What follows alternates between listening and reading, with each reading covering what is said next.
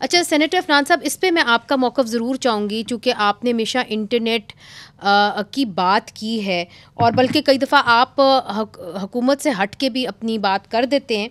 तो Asia internet कोalition ने इसके ख़िलाफ़ स्टेटमेंट भी दी है। उसामा खिलजी साहब कहते हैं जी इसका शायद इतलाक़ भी ना हो सके, चूँकि बड़ी कंपनीज़ नहीं आएंगी अगर आपके इस किस्म के कवानीन हो तो।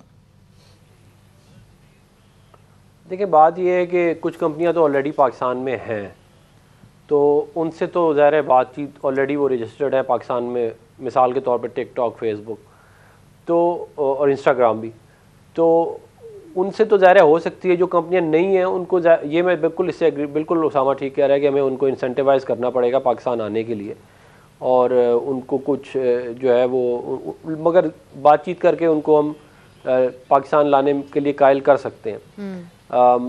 जहाँ तक बात रह गई इंटरनेट की, तो देखें मैं तो बिल्कुल इसके हामी हमेशा से रहा हूँ कि आपको इंटरनेट एक्सेस देनी चाहिए ताकि लोग जो है उनकी लर्निंग हो, नौकरियाँ करें एजुकेशन के लिए और बहुत सारे पर्पसेस के लिए।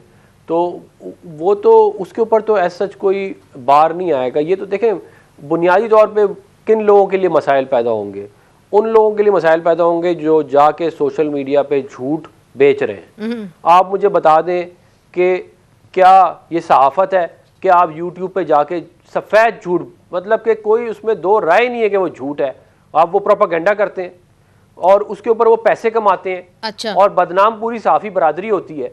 ये भी तो कोई तरीका नहीं है। मगर अफनान साहब एक चीज मैं आपसे पूछूंगी, क्योंकि ये लोग वहाँ पे आज मुजाहरे में पूछ रहे थे कि अगर वाकई में ये बात सब ठीक है तो फिर इस अथॉरिटी के ऊपर आप इंडिपेंडेंट जजेस लगा देते। ये ज़रूरी था कि हुकूमत पाकिस्तान ही इन जजेस को अपॉइंट करती?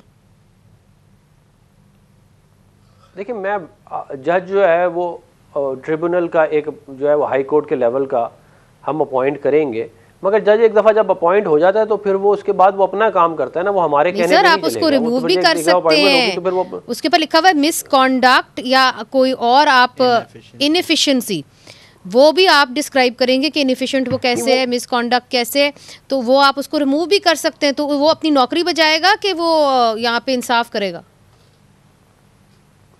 देखिए बात यह है कि पहले तो मामला जाएगा जो ट्रिब्यूनल से भी नीचे कोई ना कोई फोरम होगा। अच्छा। और वहाँ से फिर ट्रिब्यूनल और फिर सुप्रीम कोर्ट, तो दो राइट आपके पास फिर भी एग्जिस्ट करते हैं। और अगर ज़ाहिर है ये काम ठीक ना हुआ तो फिर हम ज़ाहिर है लॉ को कभी भी रिव्यू किया जा सकता है। ये कोई आईनी तरमीम नहीं है कि बड़ा मुश्किल हो।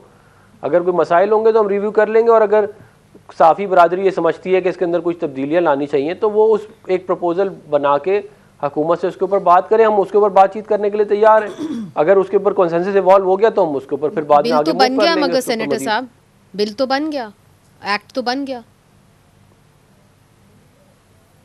तो अब तो मुशावरत का बन तो गया है। हाँ। लेकिन जो कानून तब्दील हो सकता है ना, वो तो ये तो नहीं है कि हमेशा के लिए। अच्छा, वो तो आप जो है बैठ के बातचीत कर कायल किया जा सकता है। All right.